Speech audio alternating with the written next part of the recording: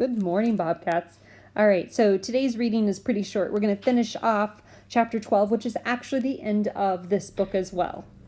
So yesterday, Fudge and Daniel snuck off and were missing for quite some time before they were found down at a local bakery. And their punishment, which was suggested by Peter, was to lose their bikes for a month, which they were not pleased with at all. So finishing out chapter 12 and the book. Dad took their bicycles, chained them together, and set them on a shelf in the garage. I hope you both learn that you can't run away every time something happens that you don't like. Running away doesn't solve anything, Mom said. We had a good time, Daniel said, so ha. And a good lunch, Fudge said. And we showed you we are old enough to ride to the lake, so there. Oh, no, you didn't, Dad said. You showed us you aren't ready for the privilege of riding your bicycles. Fudge and Daniel looked at each other again, and this time they both started crying. We ordered pizza for supper. Daniel stopped crying long enough to remind Mom, I don't eat anything with peas or onions. How could I forget, Mom said. After Daniel and Mrs. Mannheim had gone home, Mom put her new Mozart CD on the stereo, and we sat around the living room table working on our family picture puzzle. It's a mountain scene at sunset, and so far we've got one corner of it put together. PETA ran away one time, Fudge said, chewing on a piece of puzzle. I took it away from him and said, I thought about running away, but I never went through with it. I found a matching piece and snapped it into place. And Daddy ran away when he didn't want to work anymore, Fudge said, stacking up the orange pieces. What are you talking about? Dad asked. That's why we moved to Princeton, isn't it? Fudge said. No, of course not, Dad told him. Whatever gave you that idea?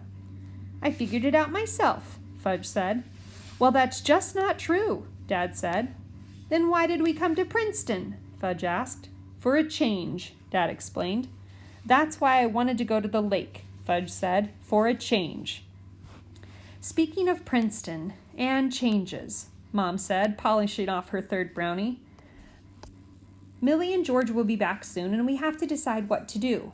What do you mean? I said. Well, either we have to find another house here or we have to get ready to move back to the city. You mean we have a choice? I asked. I always thought we were living in Princeton for the year and that was it. Tootsie toddled over, reached up and grabbed a handful of sunset pieces and ran away with him. Hey, come back with those, I said, chasing her across the room. I handed her a rubber mouse and she dropped the puzzle pieces. I'm not crazy about the idea of commuting, Dad said, but if the rest of you want to stay in Princeton, I'll do it. Commuting? I asked. Yes, Dad said. I'm going back to work at the agency. No more writing? I asked. Not for now, Dad said. I've found out I'm not very good at it. I may never finish my book. I knew he wouldn't, but I didn't say so. I'm very good at advertising, though, Dad continued, and I'm anxious to get back to work. He looked at me. But that doesn't mean I want to be the president of the agency, Peter. I know, I said. What about you, Mom? What are you going to do? Well, with Daddy going back to work at the agency, I'd really like to get started on my art history classes, maybe at NYU. That's in the city, isn't it? Yes, Mom said, in Greenwich Village. So you both want to go back to the city? I asked. They touched hands and Mom said, I guess we do. What about you, Peter? Dad asked. What do you want to do? I don't know, I said. I'm used to it here, but I still miss New York. I don't remember New York, Fudge said. Of course you do, I told him. No, I don't, he said. Can I ride my bike there? In some places, I said, like Central Park. I remember Central Park, Fudge said. And you remember our apartment, I told him, and the elevator and Henry. Oh, that's right, I forgot about Henry in the elevator. Mom and Dad laughed. What about you, Tootsie? Fudge said. Where do you want to live, Princeton or New York? Yuck, Tootsie said. Did you hear that? Fudge asked. Yuck, Tootsie said again. Mom and Dad exchanged surprised looks. That's Tootsie's first word, Fudge said. She wants to live in New York too. New yuck, Tootsie said.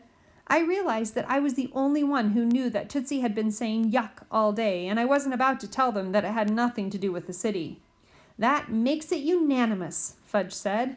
What a big word, Mom said. I know a lot of big words, Fudge told her. You'd be surprised at how many big words I know. Fudgy, Mom said.